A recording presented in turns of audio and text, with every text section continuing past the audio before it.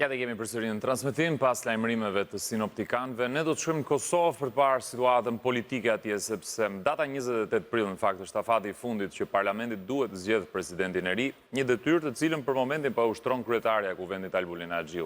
Më pret gazetari, analisti Melazim Koçi për të bërë një analizë situatës atje. Mirëmëngjes zoti Koçi, mirë se vjen. Mirëmëngjes nga Prishtina. Më trego pak, si do ta përshkruaj situatën politike të Kosovës për momentin? Si ndodhi që erdhëm në këtë pikë?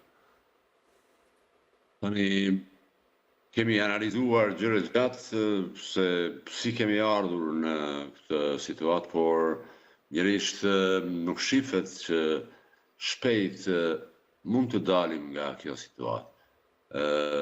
Nëse vëzhgohen lëvizjet e partive kryesore, pra të vetëvendosjes dhe opozitës, thua se nuk ka dëshirë, nuk ka gatishmëri për ta zgjedhur presidentin ose presidenten.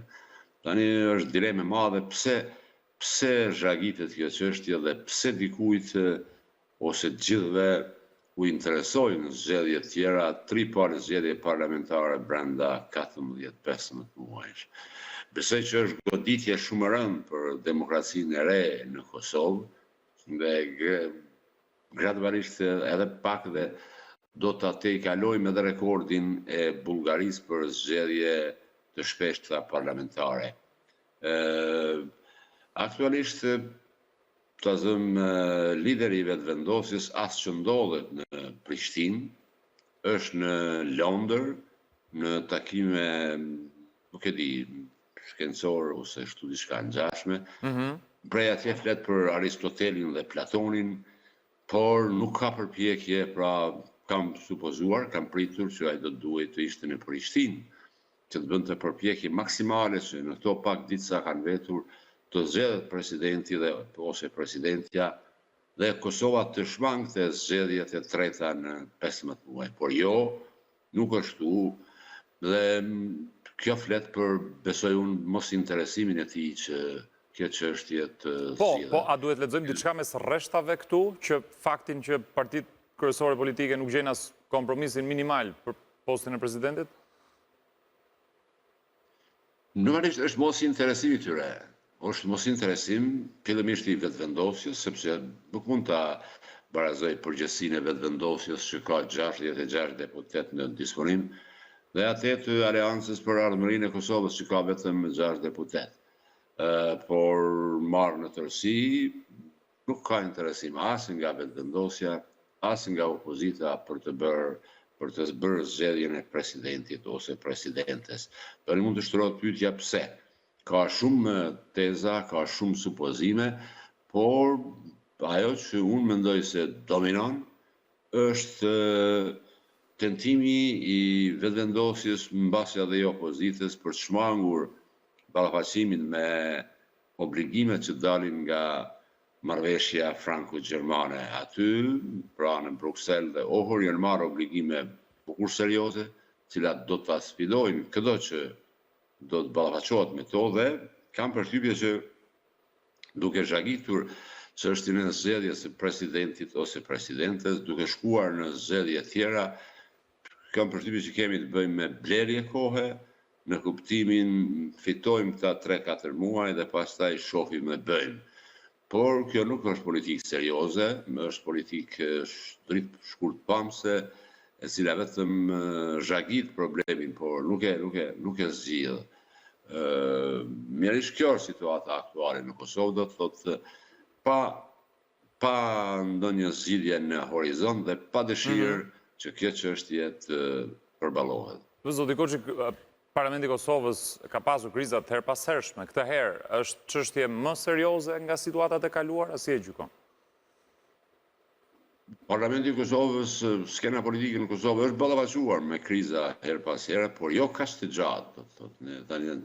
Tani kemi hyrë në muajin e 15 të mos kompletimit të institucioneve dhe rrezikojmë që në 16 muaj, 15 muaj 3 herë të shkojmë në zgjedhje parlamentare. Kështu, në këtë kuptim, ky rast është unik, nuk u ngjan atyre më parë. Maksimumi i zhagitjes periudat e mëparshme ka qenë 9 muaj. Tani kemi, do të thotë, 15 muaj dhe me gjasa shumë rare shkuarje në zgjedhjet e treta parlamentare brenda kësaj periudhe. Ndoshta një nga faktorët që ka shkaktuar këtë situatë është edhe mungesa e ndërhyrjes faktorëve ndërkombëtar. Në rastet e mëparshme ka pasur ndërhyrje të lehtë ose më të fuqishme, por kësaj radhe nuk ka. Nuk ka kur farë ndërhyrje. Përse nuk ka ndërhyrje? Ka ndonjë deklaratë anësore, por jo ndërhyrje si që e mësuar në Kosovë të shohim, sidomos të palës amerikane. Se radhe ata në të heshtur, vëzhgojnë dhe vetëm presin në zhvillimet e ardhshme. Kur themi kompromis, është një fjalë e keqe në politikën e Kosovës, apo thjesht çështje numrash edhe interesash partjak? Ja, kjo është problemi kyç në Kosovë aktualisht. Mungesë e kompromisit madje kisha për të thënë minimal. Nuk ka sepse nga situata aktuale më besoj lehtë do të mund të dilej nëse kuptohet fillimisht nga vetëvendosja që me 51% ka marrë qeverinë dhe ka marrë kryetarin e parlamentit dhe mendoj se këtu përfundon çdo gjë.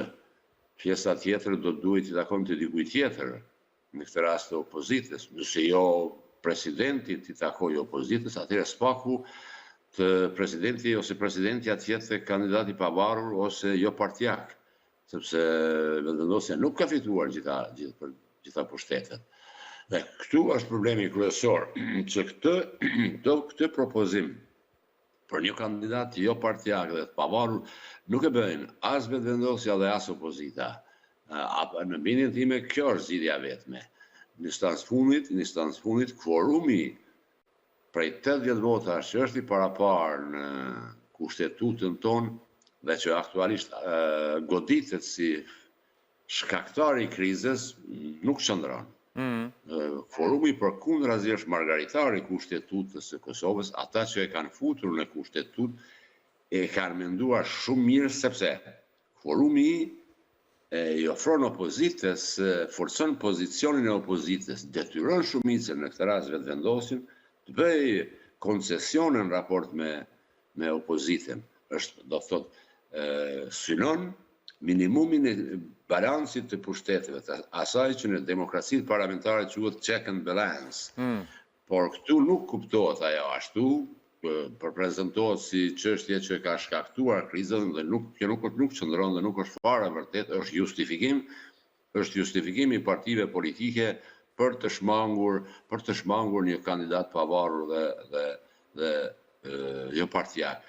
Tani që vetëvendosja nuk e propozon deri diku edhe mund ta kuptoj, por nuk e kuptoj pse opozita nuk është në gjendje të identifikojë një kandidat pavarur dhe jo partjak dhe para opinionit një transparente të thotë zotit Kurti se ja, ky është kandidati, nuk është i yni, është i pavarur, jo partjak, prandaj ke këtë mundësi, ose ta votosh atë, ose shkojmë në zgjedhje të jashtëzakonshme, pra të votosh një kandidat jo partjak për hir të minimumit të balanceve të pushtetit. Nuk bëhet. Kam përshtypje, kohëve të fundit me shkruar përshtypje që zoti Kurti dëshiron të marrë edhe postin e presidentit në mënyrë që të kontrollojë gjitha pushtetet, jo pse i duhen ndoshta, jo pse i synon, por për të pasur kontroll mbi procesin e ballafaqimit me obligimet të dalë nga marrëveshja franko-gjermane. Kam përshtypje që kjo është ajo nyja që ka bllokuar edhe vetëvendosjen edhe opozitën. Tani për të folur për kandidat konsensual jashtë partive të mëdha, është iluzion besoj në kushtet ku jemi. Tani, në rrethana normale do duhet të ishte gjëja më normale, për shkak të konfiguracionit të forcave, për shkak të raportit të forcave, por në këtë moment askush nuk e përmend.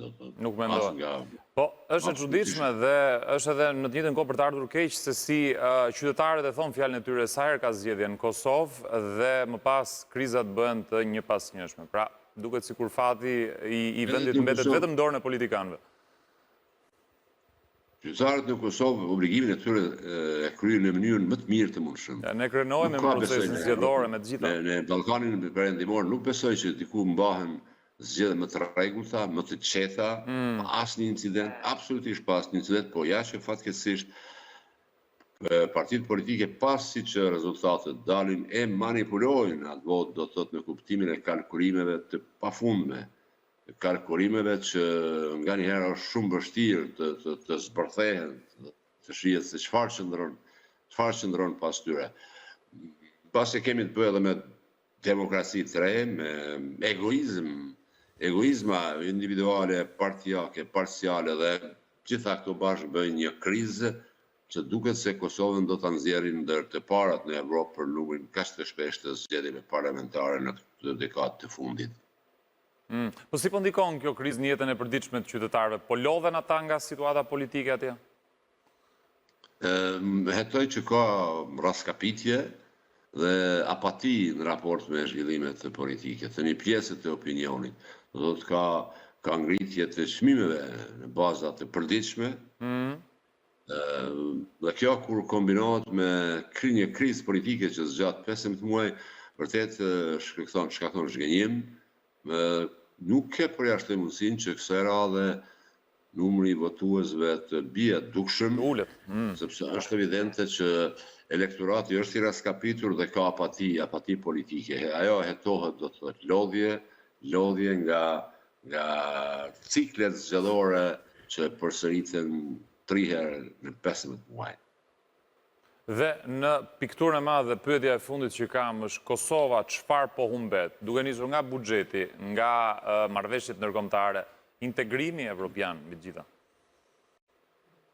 Nëse humbja më e madhe konsiston në rënjën e kredibilitetit në rrafshin e politikës jashtme, në rrafshin ndërkombëtar.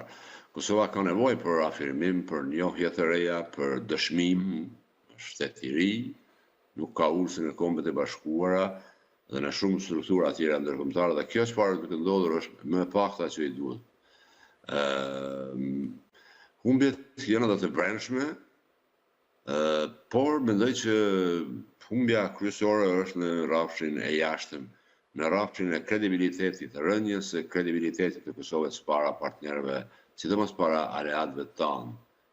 Kjo është humbje pa kompenzueshme, sepse ne jemi, thash pak më parë, ne jemi demokraci e re, demokraci në tranzicion, dhe është faza e dëshmimit.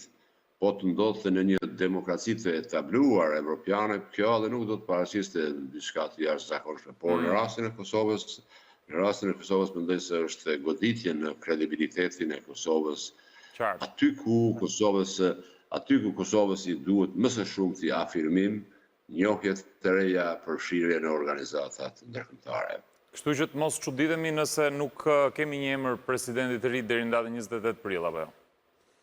Nuk besoj që do të kemi emër presidenti deri në 28 prill, më parë pres shkuarjen në zgjedhje tjera. Falenderoj shumë Elazim Koci për analizën tënde dhe kohën që ndat këtë mëngjes me Radio Televizionin Shqiptar, me programin tonë Mirëmëngjes Shqipëri. Të uroj një ditë të mbarë. Faleminderit.